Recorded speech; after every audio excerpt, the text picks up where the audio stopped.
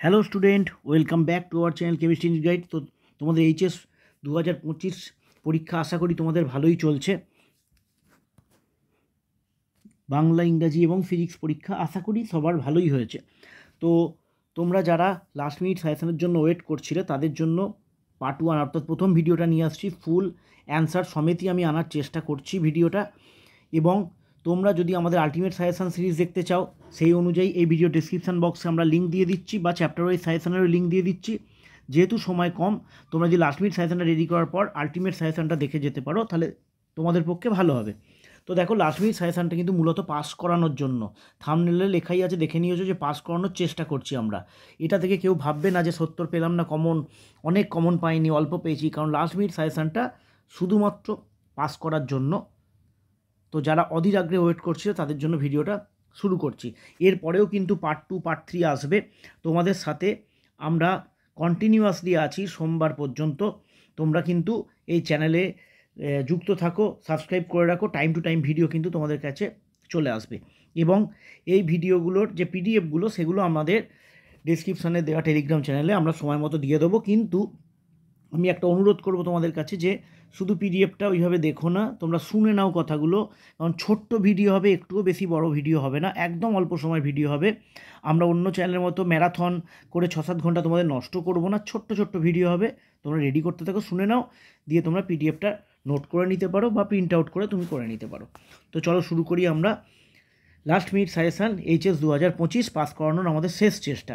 তো এই সাজেশান সিরিজের এই পার্টটার মধ্যে যে চ্যাপ্টারগুলো আছে সেগুলো নিশ্চয়ই তোমরা রেডি করে তারপর এই ভিডিওটা দেখবে। যদি রেডি না থাকে একবার রিভিশন করে নাও, তারপর দেখবে ভিডিওটা। সলিড স্টেট আছে, এর সাথে আছে সলিউশন অর্থাৎ দ্রবণ, কঠিন অবস্থা দ্রবণ, আর পৃষ্ঠতলীয় রসায়ন, এই তিনটেকে কভার করা আছে এখানে। প্রথম ধাপে এই তিনটে কভার করা আছে। এরপরেও ইনঅর্গ্যানিক আসবে, এরপরেও ফিজিক্যালের যেগুলো বাকি আছে সেটা আসবে, এবং অর্গ্যানিক কেমিস্ট্রি পুরোটা আসবে। দেখো, 1 নম্বর কোশ্চেন, ব্রাভিস ল্যাটিসের মোট সংখ্যা কত? মোট সংখ্যা দিলে 14টা হবে, কিন্তু এমসিকিউতে এরম দিতে পারে যে ব্রাভিস ল্যাটিসের মধ্যে দেহকেন্দ্রিক কটা আছে বা পৃষ্ঠকেন্দ্রিক কটা আছে। তাই পৃষ্ঠকেন্দ্রিক হচ্ছে 2টো, দেহকেন্দ্রিক হচ্ছে 3টে, আর 7টা হচ্ছে সরল। এটা করার দরকার নেই।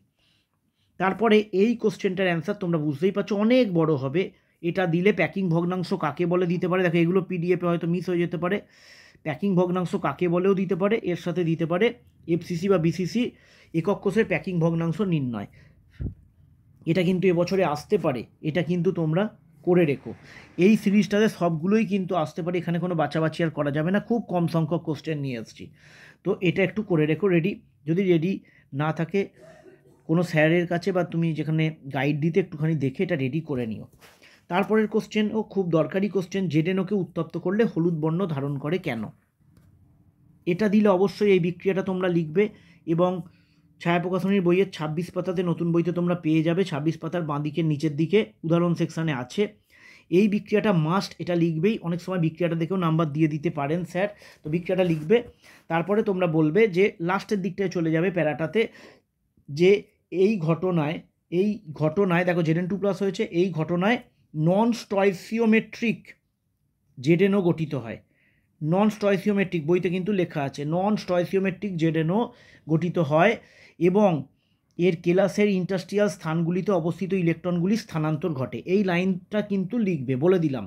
এই ঘটনায় কি হয়, উত্তপ্ত করলে আর কি, উত্তপ্ত করলে এই ঘটনায় নন স্টয়সিওমেট্রিক জেডেনও গঠিত হয়, বইতে লেখা আছে পরিষ্কার, এবং এর কেলাসের ইন্টারস্টিয়াল স্থানগুলিতে অবস্থিত ইলেকট্রনগুলি স্থানান্তর ঘটে, এইটুকু লিখে দেবে। তারপরে বলবে এই জন্য হলুদ। তো যারা ভাবছো ভিডিওটা পুরোটা দেখবো না, পিডিএফটা দেখে নেবো, তারা কিন্তু এই লাইনগুলো মিস করে যাবে, তাই বলবো ভিডিওটা পুরোটাই দেখবে। আচ্ছা, শর্টকি ত্রুটি আর ফ্রেঙ্কেল ত্রুটির মধ্যে পার্থক্য দিতে পারে। যেহেতু এটা পাস করানোর জন্য তাই আমি একটা পার্থক্য লিখেছি। কেন এই পার্থক্যটাই চয়েস করলাম, কারণ এই পার্থক্যটা থেকে এমসিকিউ হতে পারে। তোমরা যদি পারো এর সাথে একটা কি দুটো পার্থক্য করে রাখতে পারো, এইটা অবশ্যই করো, এবং এটা তুমি ছক করে লিখো পরীক্ষার সময়, যে শর্টকি ত্রুটিতে কেলাসের ঘনত্ব হ্রাস পায়, ফ্রেঙ্কেল ত্রুটিতে কেলাসের ঘনত্ব অপরিবর্তিত থাকে। এরকম কোশ্চেন দেয়, নিচের কোন ত্রুটিতে কেলাসের ঘনত্ব হ্রাস পায়, কিংবা কোন ত্রুটিতে কেলাসের ঘনত্ব অপরিবর্তিত থাকে। এটা কিন্তু এমসিকিউ এর জন্য মার্কিং করে রাখলাম। আচ্ছা, নেক্সট কোশ্চেন দেখতে পাচ্ছ আছে NaCl কে SrCl2 দিয়ে ডোপিং করলে কি ঘটবে, এইটি কী ধরনের ত্রুটি, এটা তুমি বইতে, ছায়ার বইতে, ছায়া প্রকাশনীর বইতে পেজ 27 পেয়ে যাবে। যদি কারো পুরনো বই থাকে তাহলে এই পরিচ্ছেদের উদাহরণ সেকশানটাতে যাবে, সুন্দর করে ছোট্ট করে লেখা আছে, 2-3 লাইনে উত্তর হয়ে যাবে। তারপরে আসছি, এই জাতীয় কোনো সংজ্ঞা বা, এটা বলে রাখছি, MCQ দিতে পারে। MCQ যদি দেয় তাহলে উদাহরণগুলো থেকে দেবে, হ্যাঁ। এরকম MCQ দিতে পারে, নিচের কোনটি ফেরোম্যাগনেটিক। দেখো মোটামুটি বলছি, 100% না মিললে দেখো মেটালগুলো ফেরোম্যাগনেটিক হচ্ছে, হ্যাঁ মোটামুটি, এটা বাদ দিলে মেটালগুলো ফেরোম্যাগনেটিক, এটা একটু মনে রাখবে। আচ্ছা, তারপরে অ্যান্টি ফেরোটা মনে রাখবে, আর ফেরিটা মনে রাখতে হবে না, মোটামুটি ফেরাসোফেরিক অক্সাইড যেটা, সেটা, এটা তুমি দেখলেই বুঝে যাবে। তো এটা হচ্ছে একটা শর্ট ট্রিক বলে দিলাম, যে মোটামুটি মেটালগুলো ফেরো যদি দেয়, অ্যান্টিফেরো সংজ্ঞা দিতে পারে, সংজ্ঞা সমেত রয়েছে, কোনো অসুবিধা নেই, তুমি সংজ্ঞাও পেয়ে যাচ্ছ, উদাহরণ পেয়ে যাচ্ছ। MCQ কিন্তু এখান থেকে হতে পারে এবছর। আচ্ছা, তারপরে মোটামুটি এই চ্যাপ্টারটায় এত কম কোশ্চেন দিয়েছি। অঙ্ক তো দেখো, পাস করানোর জন্য অঙ্ক, যারা সারা বছর ঠিকঠাক পড়তে পারোনি বা পড়া হয়নি তাদের বলবো অঙ্কটা পরে হবে, আগে থিওরিটা আমরা কভার করি। অঙ্কর আলাদা সাজেশান ভিডিও আছে, যেটা আলটিমেট সাজেশানের মধ্যে পেয়ে যাবে, তোমরা সেই অঙ্কর ভিডিওটা দেখে চলে যেতে পারো। অঙ্ক কিন্তু এই চ্যাপ্টার থেকে এবছর আসবেই। কোন অঙ্কটা আসবে বা কোন ধরনের অঙ্ক আসতে পারে সেটার জন্য আলটিমেট সাজেশান সিরিজের ভেতরে যে নিউমেরিক্যালস প্রবলেমসের যে ভিডিওটা আছে, সেটা থিওরি রেডি যদি হয়ে যায় তাহলে দেখে নিও। আচ্ছা, দ্রবণ থেকে আসি, হেনরির সূত্র ভালো করে করবে, অনেক বছর আসেনি। এর প্রয়োগ লেখো, হেনরির ধ্রুবকের বৈশিষ্ট্য কী, পুরো অ্যান্সার সমেত পেয়ে যাচ্ছ তুমি। আচ্ছা, আদর্শ দ্রবণ অনাদর্শ দ্রবণ থেকে এই বছর আমার মনে হয় প্রশ্ন আসতে চলেছে, যে কোনো প্রশ্ন, পার্থক্য দিতে পারে, তুলনা করো দিতে পারে, বা অথবা দিয়ে যে দুটো কোশ্চেন আছে, আদর্শ দ্রবণের ক্ষেত্রে এই দুটো জিরো ব্যাখ্যা করো, ঠিক আছে। তো পার্থক্যটা আমি বলবো তুমি বই থেকে একটু পড়ে নাও, যে পয়েন্টটা তোমার সোজা লাগবে সেই পয়েন্টটা করো। যেমন দেখো, এই দুটো পয়েন্ট অলরেডি পার্থক্যই হয়ে গেল। আদর্শ দ্রবণের ক্ষেত্রে ডেল্টা এইচ সলিউশন 0, অনাদর্শ দ্রবণের ক্ষেত্রে নট ইকুয়াল টু 0। আদর্শ দ্রবণের ক্ষেত্রে ডেল্টা ভি মিক্সিং 0, অনাদর্শ দ্রবণের ক্ষেত্রে নট ইকুয়াল টু 0। আচ্ছা, কেন এটা 0 তার ব্যাখ্যা এখানে আছে, কেন এটা 0 তার ব্যাখ্যা এখানে আছে। আদর্শ দ্রবণ অনাদর্শ দ্রবণ থেকে কোশ্চেন আসতে পারে। আচ্ছা, এরপরে এই ব্যাখ্যামূলক কোশ্চেন যে আসবেই সে বিষয়ে কোনো সন্দেহ নেই। এবার হ্যাঁ, এই চারটের মধ্যেই আসবে সেরকম কোনো ব্যাপার নেই, কিন্তু এই ধরনের কোশ্চেন আসবে। দেখো, এই ধরনের কোশ্চেন যদি দেয়, এর বেসিকটা আমি তোমাদের বলে দিই, যাতে একদিনে পরেই তুমি করতে পারো।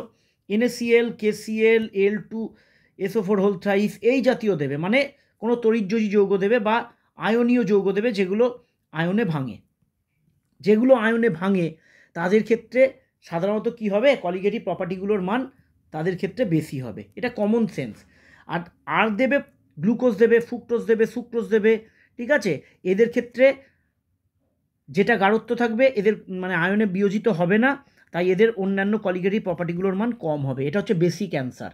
তো তুমি যদি লিখতে পারো যে NaCl এটি তড়িৎযোজী যৌগ, এটি জলীয় দ্রবণে আয়নিত হয়ে যায়, দিয়ে কণার সংখ্যা বৃদ্ধি পায়, ব্যাস ফুল মার্কস পাবে তুমি। এখানেও সেম, এটা ব্যাখ্যা করো বলেছে, এই উক্তিটি কি বলবো, ভুল।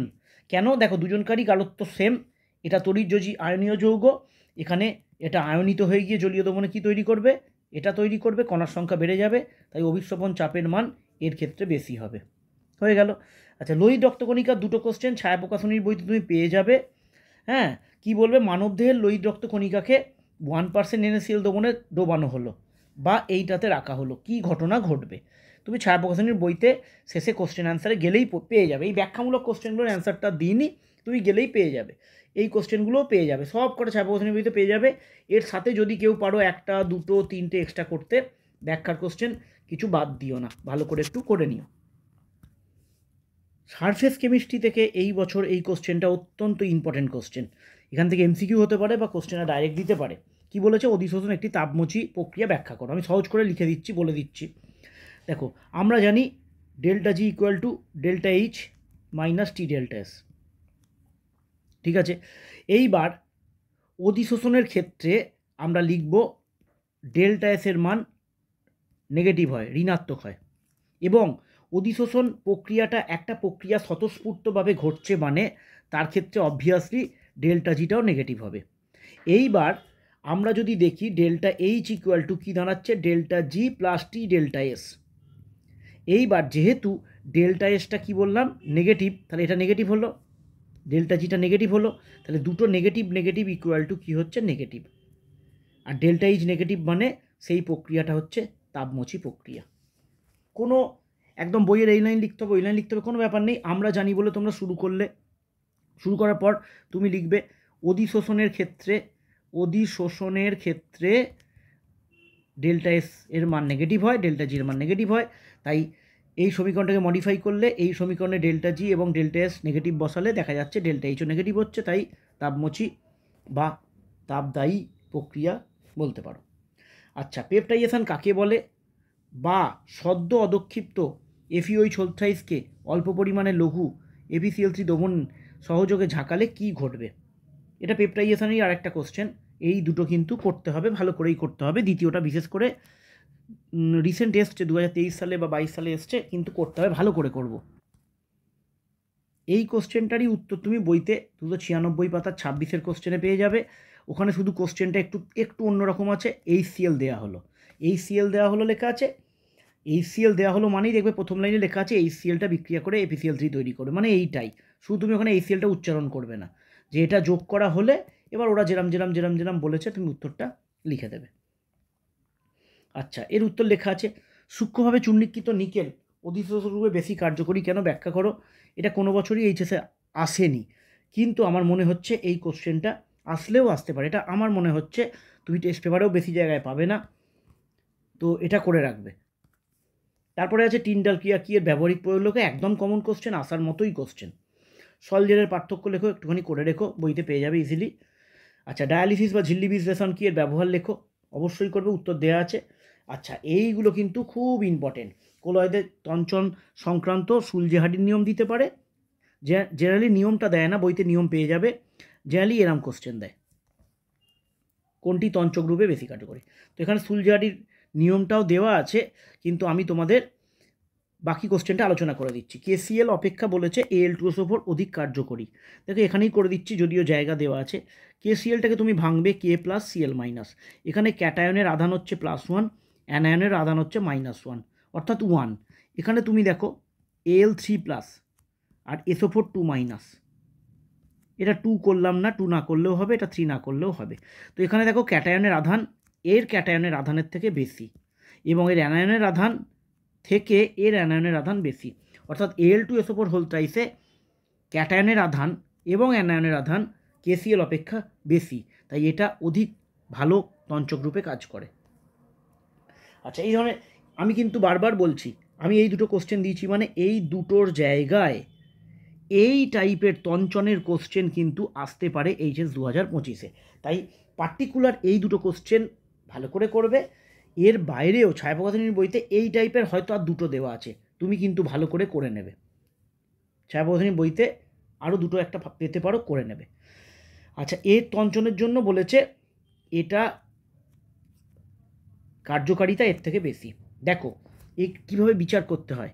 এখানে তুমি দেখতে পাচ্ছ অ্যানায়নটা সেম, 3টে থাকুক বা দুটোই থাকুক, অ্যানায়নটা সেম, তাহলে অ্যানায়ন নিয়ে কাজ হবে না। কাজ কী নিয়ে হবে? ক্যাটায়ন নিয়ে। অ্যানায়ন যদি সেম হয় তাহলে ক্যাটায়ন নিয়ে কাজ হবে। এখানে ক্যাটায়ন কে আছে? Al3+, এখানে ক্যাটায়ন কে আছে? Na+।